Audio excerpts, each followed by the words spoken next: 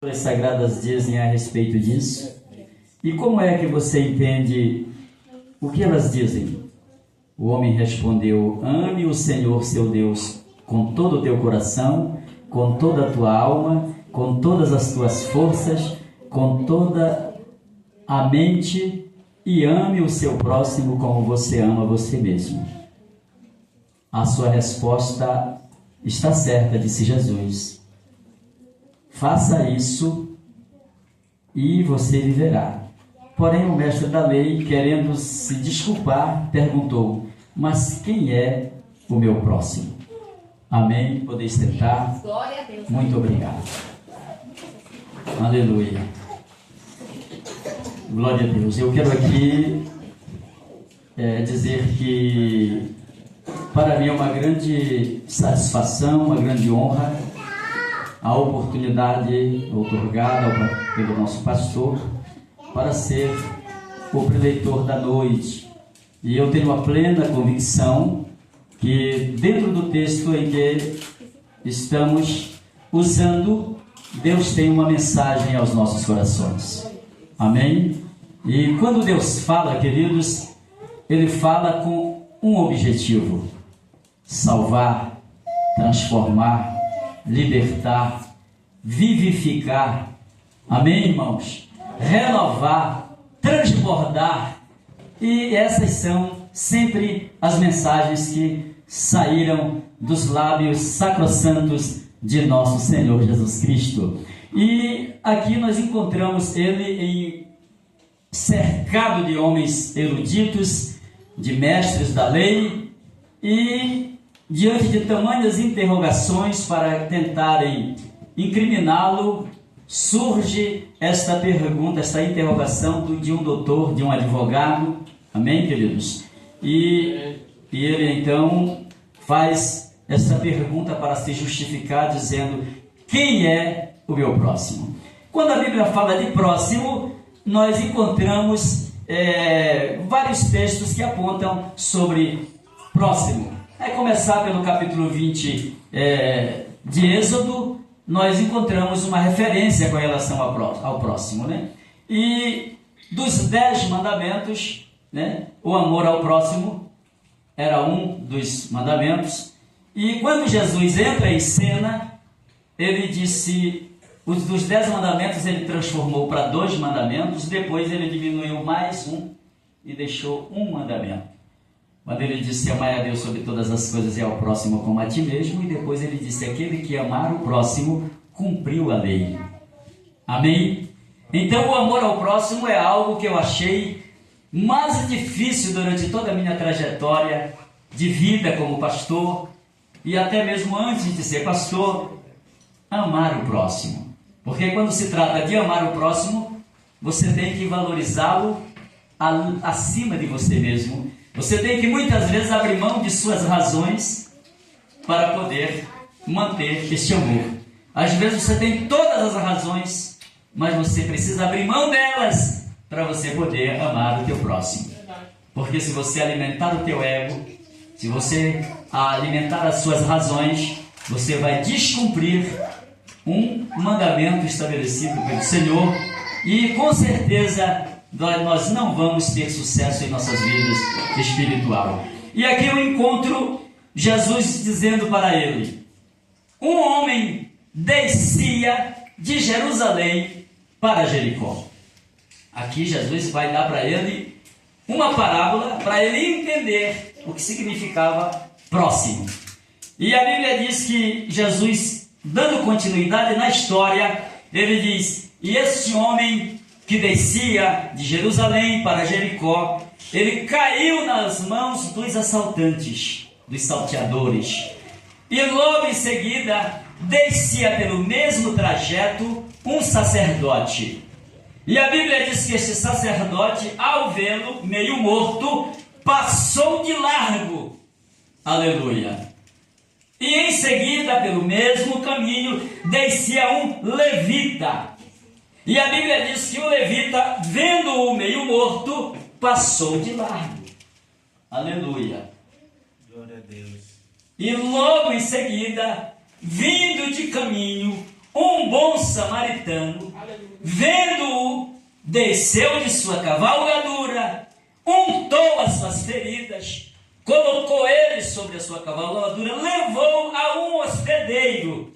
E quando ele chegou ali naquela hospedaria, ele puxou 12 denários, entregou ao hospedeiro e disse: cuida dele, e o que tu gastares além disto, tu pagarei quando voltar. Aleluia, Jesus. Quem destes te parece ser o próximo daquele homem? E ele disse: o que usou de misericórdia com ele. Amém? Deu para entender a história, queridos? Glória a Deus. Preste atenção que agora nós vamos voltar ao início da história, para podermos ter um entendimento perfeito da Bíblia e assim sermos felizes de verdade. Porque deixa eu dizer para vocês uma realidade. No mundo em que nós vivemos existe uma servidão a Deus por emoção, existe uma servidão a Deus por conhecimento. Quando você toma conhecimento de Deus, você serve Ele com interesse de coração, com a certeza de que você está servindo o verdadeiro Deus. E isto começa aqui na mente, não é aqui no coração. Amém, queridos? Mas quando se serve a Deus por emoção, você é movido pelo coração somente. E no dia que a emoção termina, o crente se desvia. Amém? Porque você não tem certeza. A Bíblia diz que a voz do coração, ela é enganosa. Por isso que tem muito crente que está errando dia após dia, porque ele se deixa levar pela voz do coração. Eu senti no meu coração. A voz do coração é enganosa. E a Bíblia nos mostra que esse jovem, ele estava em Jerusalém. E quando se olha para a geografia de Jerusalém, você encontra uma cidade sitiada de montes. E a Bíblia diz: assim como estão os montes em volta de Jerusalém, assim está a proteção do Senhor. Aleluia! Glória a Deus! Aleluia! Enquanto nós estivermos nesta rocha, Amém, nesta fortaleza, nós estamos seguros. Glória a Deus! Até nós temos na palavra também uma parábola sobre uma casa que ela é edificada na rocha e uma outra que é edificada sobre areia. Eu agora, esses dias, eu estava conversando com um amigo meu que quer que eu faça o fundamento de uma casa para ele, e eu disse: todo o segredo de uma construção está no fundamento. E então nós passamos a falar já um linguajar já de um engenheiro civil, para ele poder entender. E esse linguajar, nós encontramos um homem chamado Pedro, que foi pescador, um homem douto, sem letras, e depois que ele passou a ser cheio do Espírito Santo, ele começou a falar um linguajar diplomático, e falando agora sobre pedra angular, pedra de esquina, uma rocha talhada, quadrangular, outras era triangular, que era colocado na coluna principal dos templos, das construções, e esta dava todo o sustentáculo naquele empreendimento. glória a Deus. Assim é quando nós estamos nesta proteção. Amém? Amém. Quando você serve a Deus de verdade e você sente Ele contigo, você pode se sentir seguro.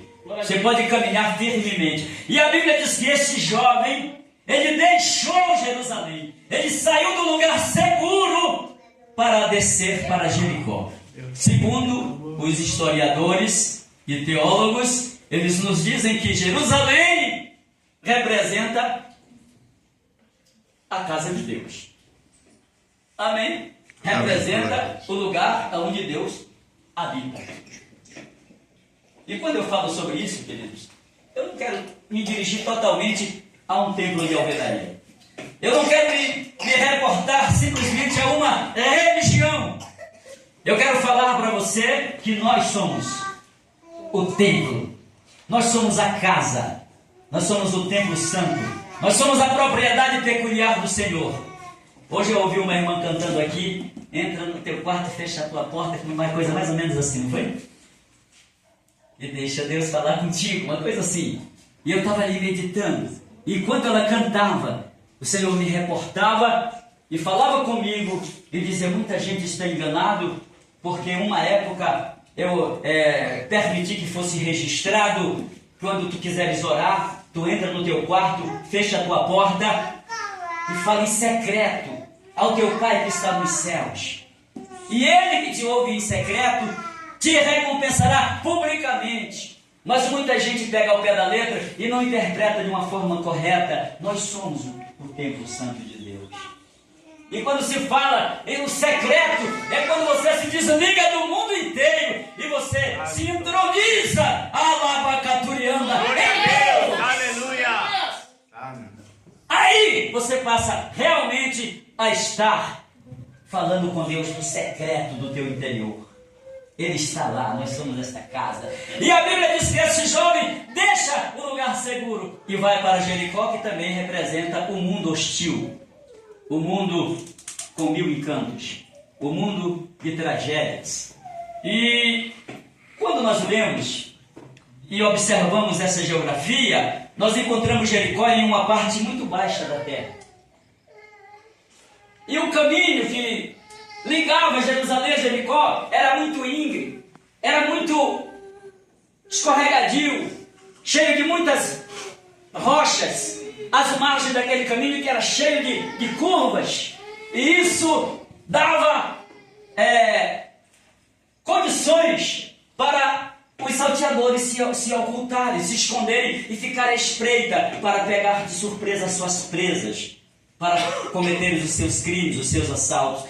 E aquele homem não mediu nada sobre esse assunto, e ele deixa o lugar seguro e desce para Jericó. E na descida para Jericó, ele caiu na mão dos assaltantes. Mas observe que quando ele ficou ali meio morto, a Bíblia diz que descia pelo mesmo caminho um sacerdote. Aleluia! Quantos estão entendendo? Glória a Deus! Aleluia! Descia um sacerdote. E quando se fala sacerdote, está falando de alguém responsável pela casa de Deus. Está falando de alguém que recebeu de Deus a responsabilidade de cuidar do altar, de apresentar os sacrifícios. Hoje está mais fácil, porque Cristo veio com 3 ofícios. Ele veio no ofício de profeta, de sacerdote e de rei. Aleluia! Então, quando ele expira na cruz do Calvário, a Bíblia diz que o véu do templo se rasgou em 2, de alto a baixo. Significando que toda a barreira de separação foi jogada por terra. Agora todos os povos, raças, tribos, línguas e nações têm acesso direto ao Pai, sem precisar de profeta, sem precisar de sacerdote, sem precisar de nada. Você tem liberdade pelo sacrifício de Cristo de dobrar os joelhos, de orar a Ele, e Ele responderá a tua oração. Tem muitos crentes que até vivem de carona, acham que Deus só responde se for através do pastor, se for através... Não, irmão, pastor tem o seu lugar, a sua patente, tem o seu posto, tem a sua responsabilidade, tem um compromisso de interceder pela igreja do Senhor, mas nós não temos mais esta responsabilidade como na época do Velho Testamento, que os sacerdotes eram somente eles que poderiam ser ouvidos e apresentar os sacrifícios a Deus pelo pecado da nação. Hoje é diferente. Se você falha, você dobra o joelho: ô Senhor, eu pequei contra ti, me perdoa. E Ele te perdoa. Aleluia! Louvado seja Deus! E agora esse homem, ele desce. E estava ali, do lado de um homem meio morto. Passar de largo, dar meia volta aqui pela outra margem da estrada, e pegar ali na frente a estrada e seguir o seu caminho, e não deu atenção para o que estava meio morto. Tem muitos sacerdotes hoje com a Bíblia na mão, com a responsabilidade, e está passando por aí. Ele só quer saber de pregar nas igrejas, de sentar no púlpito, de estar ali desfrutando da companhia das ovelhas que estão dentro do templo, mas ele não vai dar atenção àqueles que estão caídos, meio morto, que foi atingido pelo seu adversário. Verdade. Aleluia! E o amor ao próximo está enterrado. Aleluia. E agora presta atenção que esse sacerdote não deu atenção ao homem meio morto. E pelo mesmo caminho desce um levita. Aleluia. A revelação que eu vou trazer para você nessa noite, ela vai impactar o teu coração. Glória a Deus. Aleluia. Eu sinto isso aqui agora. Glória a Deus. Louvado seja Deus. E a Bíblia diz que ali, o levita, responsável pelo louvor da casa de Deus, um homem que tinha a responsabilidade de apresentar os cantos de adoração ao Criador. Mas chegou diante de um homem ferido, meio morto, ele passa de largo e não prestou compaixão. Aleluia! E com isso eu entendo que não é somente cantar bonito. Aleluia! Não é somente estar na frente representando um grupo de louvor. Aleluia! Não é isso que Deus quer em primeira mão. Deus quer que você ame o teu próximo. Glória a Deus! Aleluia! Aleluia! Glória a Deus! E agora aquele homem passa de largo, mas logo em seguida, vindo de caminho, olha, presta atenção que vinha de caminho um samaritano. Até a Bíblia intitula ele Bom Samaritano. Eu já vi pregador dizendo, olha irmão, esse bom samaritano é uma tipologia, ele representa Cristo. Negativo. Era o próprio Cristo que estava contando a história. Aleluia! Glória a Deus! E agora eu vou te revelar, glória a Deus, o significado mais profundo destes três personagens.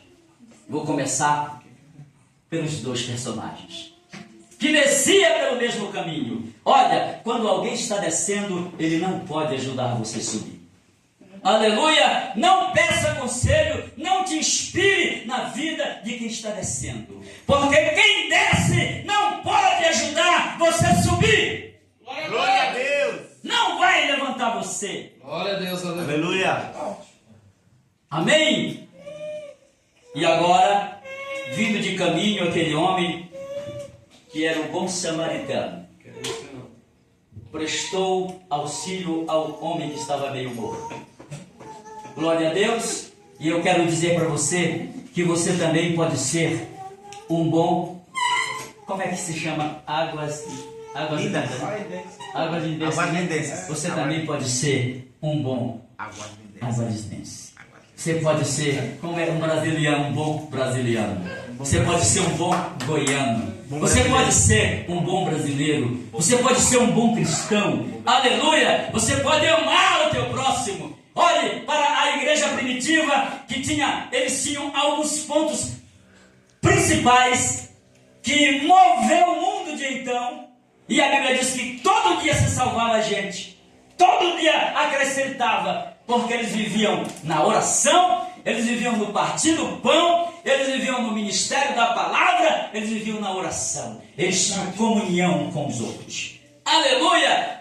Comunhão. Uma igreja para crescer, ela tem que ter comunhão. Ela tem que visitar, ela tem que acompanhar os seus membros, ela tem que visitar os irmãos menos favorecidos, ela tem que se importar com aquele, aleluia, porque o amor precisa, aleluia, fluir de nossas vidas, que somos sacerdotes, que somos levitas, que cantamos e adoramos na casa de Deus. E quem está lá fora, ele vai ser movido pelo amor, ele vai ser impactado e a obra vai crescer. Aleluia. Aleluia. Glória a Deus. E agora, a Bíblia diz que aquele homem chegou lá no hospedeiro. Quem é o hospedeiro? É o pastor, é a pastora, é o responsável da hospedaria. Glória a Deus. Eu já fiz muitas vezes, consegui sentar com os drogados, com aqueles que estavam lá vivendo aquele mundo que eu vivia, né? À mercê da sociedade, e trazer ele e dizer para o pastor: pastor, você é o pastor da igreja? Então tome conta desta água. Repegue o endereço, telefone, tá? E visite, porque o que tá, irmão, nós somos mestres para ganhar almas. Nós somos mestres para pregar a palavra, mas nós somos mestres para perder almas, porque nós não cuidamos, nós não sabemos cuidar de almas. Aleluia! Só sabe cuidar quem tem o amor verdadeiro de Cristo em seu coração. Ele estava mostrando aqui que para poder viver a Bíblia tem que amar o próximo. Aleluia! Aleluia! E agora eu quero te revelar outro segredo. Aleluia! Aquele homem mete a mão, puxou 2 denários, que simbolizava 2 diárias. Tá, irmãos? O valor de 2 diárias de serviço. E entregou para aquele hospedeiro. E disse para ele: o que tu gastares, além disto, todo pagarei quando voltar. Aleluia! E o que é? O que significa? Eu quero te dizer que esses 2 denários representam o Espírito Santo e a Palavra de Deus. E o que é que o pastor vai gastar além dessas 2 situações? Aleluia! Ele vai gastar joelhos no chão, tempo de oração, aleluia, preocupação, aleluia. Muitas vezes ele tem que deixar os seus afazeres para ir na casa do irmão. O irmão deixou de vir 12 dias na casa de Deus. Ele convida alguém da sua confiança e vamos lá, vamos cantar uns 2 louvores com ele, vamos fazer uma oração, vamos fazer uma visita no lar dele, aleluia. Vamos ver o que ele está precisando para nós ajudá-lo. Aleluia, ele vai, ele tem o azeite, ele tem o vinho, né, irmão? Aleluia, ele tem a palavra, ele tem o Espírito Santo, e o que ele vai gastar, além disso, ele vai ser indenizado com juros e correção monetária. Deus vai pagar você, pastor. Glória a Deus. Ele não vai ficar devendo nada para nós.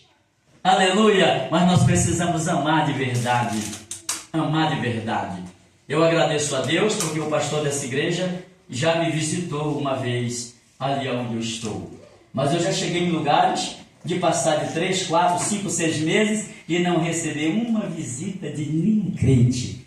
Aleluia, eu saí dali entristecido, mas sempre amando. Deixa eu falar para vocês aqui também algo muito poderoso na palavra de Deus.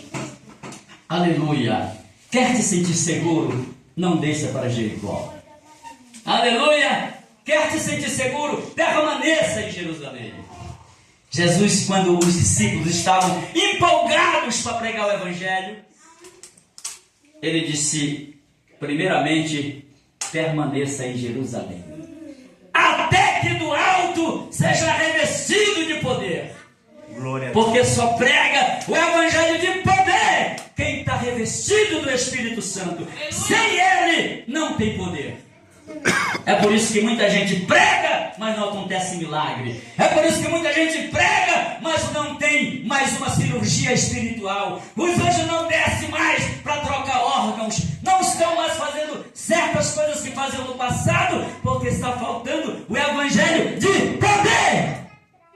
E esse poder não é só garganta, não é fazer descer goela abaixo, não. Aleluia, o poder é vida com Deus, é comunhão com o Espírito Santo, é ser verdadeiro, é amar de verdade. Louvado seja Deus, é ter palavra de crente. O que passa disso é de procedência maligna. Aleluia, seja o nosso falar sim, sim e não, não. O que passa disso é procedência maligna. Aleluia, então o amor ao próximo, ele te leva a você abandonar o teu ego. Ele te leva a abrir mão de tuas razões. Glória a Deus. Amém, queridos? Ele te leva a você, glória a Deus, dividir o pouco que você tem com o seu irmão. Por que na igreja primitiva não faltava nada? Porque os irmãos vendiam suas propriedades. Tinha muitas propriedades, vendia uma, sacrificava uma e colocava aos pés dos apóstolos para que houvesse alimentação. Hoje em dia tem crentes que tem 10, 20, 50 terrenos espalhados, aluguel, e às vezes pastor que anda pegando o dinheiro da igreja e fazendo investimento em fazendas e tudo, não tem nada no nome da igreja, nem sequer abre uma empresa para empregar os irmãos. Tudo é dele. Aleluia! Estamos vivendo momentos que esse amor está desaparecendo. E agora nós não podemos nos conformar com isso, porque a Bíblia está dizendo que por se multiplicar a iniquidade, o amor de muitos esfriará. Mas o crente não pode esfriar, né? O crente salvo, ele tem que permanecer com a lamparina acesa. Amém? Aleluia! Que Deus e Cristo Jesus nos abençoe e nos guarde no seu amor para sempre. E eu quero fazer um pedido aqui para os irmãos. Eu estou providenciando uma passagem para me viajar, né? quero ver minha família, já faz alguns meses, eu vim pelo Tocantins, os irmãos me pegaram lá no Tocantins, me deixaram lá tomando conta de uma igreja por 4 meses, aí eu tive que passar quase 6, passei 5 meses e pouco. Aí quando saio de lá, aí vim para cá, e aí eu estou aqui ainda, não cheguei ainda no meu Pará. Né? Deus ainda não permitiu chegar. Mas já ganhei um pouco de dinheiro aqui, ganhei outro ali, e estou juntando esse pouquinho daqui e dali para pagar. Eu vou gastar uma base dos R$ 1.600 para me chegar até a cidade que eu pretendo ir. Porque tenho alguns compromissos a resolver em cartórios e outras coisas mais, né, que eu preciso resolver. Tenho documentação, tenho propriedades espalhadas no meio do Brasil e eu preciso reunir alguma coisa para poder também sacrificar uma para investir na minha missão, na missão que faço para Deus. Eu não gosto de ser pesado aos irmãos e eu gostaria de saber do pastor da igreja se assim que eu tiver com a minha passagem pronta, se eu posso pedir um culto aqui para mim poder, para os irmãos me abençoar, para eu poder viajar abençoado. Com certeza. Amém? Com certeza. Glória a Deus. Então, eu desde já vou alimentar essa esperança de que quando for viajar, eu vou abençoado pelos meus irmãos e de lá também eu vou continuar orando. Eu tive uma promessa aqui, tem um rapaz que está querendo mexer com camarão, né, quer mexer na área de piscicultura e como nós conversamos, e ele sabe que eu entendo algumas áreas, eu sou habilitado e outras sou profissional. Então ele quer minha companhia aqui, quer me fazer um salário e uma comissão além do salário para me voltar para cá. Né? E se eu voltar, eu prometo aos irmãos que não vou abandoná-los, esquecê-los. Se eu voltar, eu vou ficar aqui perto e eu quero vir novamente para cá adorar a Deus com os irmãos. Amém? Amém. Vamos permanecer em Jerusalém. Amém? Vamos permanecer na casa de Deus, na proteção do Senhor, com este amor de uns para com os outros, orando, jejuando e consagrando, sendo verdadeiros, sinceros e não só amáveis, mas afáveis, uns para com os outros. Amém?